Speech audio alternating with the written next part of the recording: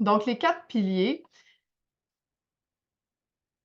sont, dans votre entreprise, vous avez comme 4 sections importantes sur lesquelles vous devez porter attention.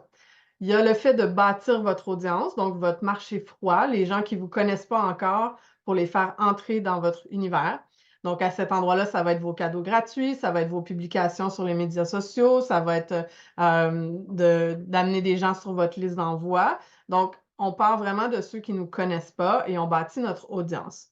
Après, on va aller vers le deuxième pilier qui est le marché tiède. Donc, ça, c'est les gens qui sont déjà dans notre audience et qui veulent apprendre à nous connaître davantage. En anglais, on va utiliser le mot nurturing, nourrir.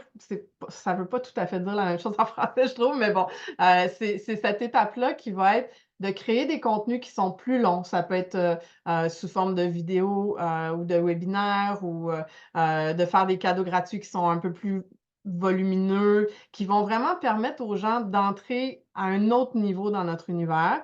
À cet endroit-là, il y a aussi les ateliers low cost, donc les produits qui sont low ticket, comme des masterclass que vous vendez ou des choses comme ça, qui amènent les gens à goûter à votre médecine, donc à goûter à votre expertise, que vous faites, la façon que vous coachez. Donc ça, c'est vraiment ce on va parler dans le marché tiède. Ensuite, l'autre pilier qui va être très important, c'est les ventes. Donc, une fois que les gens sont rendus au marché tiède, on les amène à être chauds et à vouloir acheter. Donc, le troisième pilier que vous allez regarder, c'est vos processus pour vendre. Est-ce que c'est trop compliqué?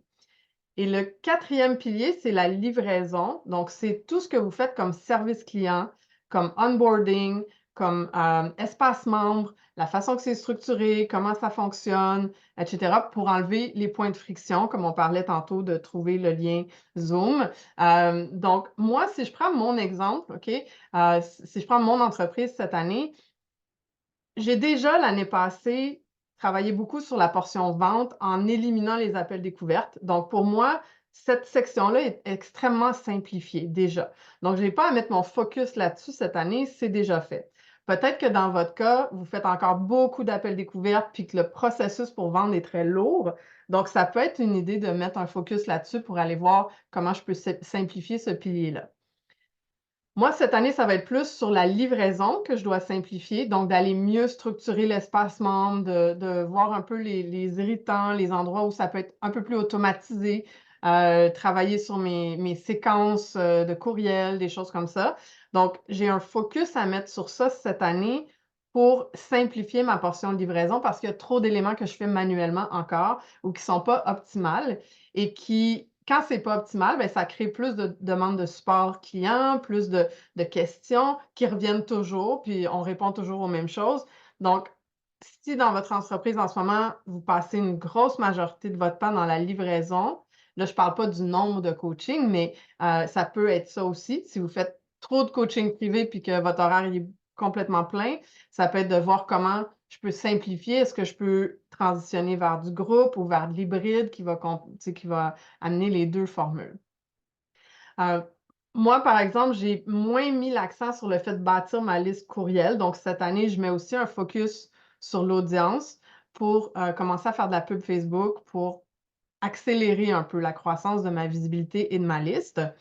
Et ma portion marché tiède, ben, pour moi, c'est déjà simplifié dans le sens que, chaque atelier que je fais, pas aujourd'hui, donc la plupart des ateliers que je fais dans l'année, je vends aussi des accès séparément de la société. Donc la plupart du temps, c'est tu sais, j'ai déjà mis en place le processus qui veut que les ateliers sont inclus dans la société, donc je les fais de toute façon et j'ai mon processus pour les vendre à côté quand c'est pertinent de le faire. Mais comme je vous dis, c'est pas toujours le cas, j'en ferai pas à tous les mois, je veux pas me mettre la pression parce que ça, pour moi, ça serait de complexifier mon entreprise que de me mettre la pression, de me dire à chaque mois, je dois vendre un atelier. Je veux pas le faire sous cette formule-là. Donc, j'ai vraiment mis en place quelque chose de très simple qui est quand c'est un contenu que je juge qui doit aller que dans la société, ça va que à cet endroit-là. Et quand ça peut servir à amener des gens dans la société, ben là, je vais vendre des accès extérieurs aussi en même temps. Donc moi, cette année, ça va être sur l'audience puis la livraison que je vais mettre plus le focus. Donc c'est à vous de vous poser la question, en ce moment, dans mon entreprise, c'est où les endroits où je perds le plus de temps, ou les endroits qui sont pas optimales puis que je veux travailler, mettre mon focus pour simplifier et que ce soit fait une fois pour toutes et qu'après je puisse passer à autre chose?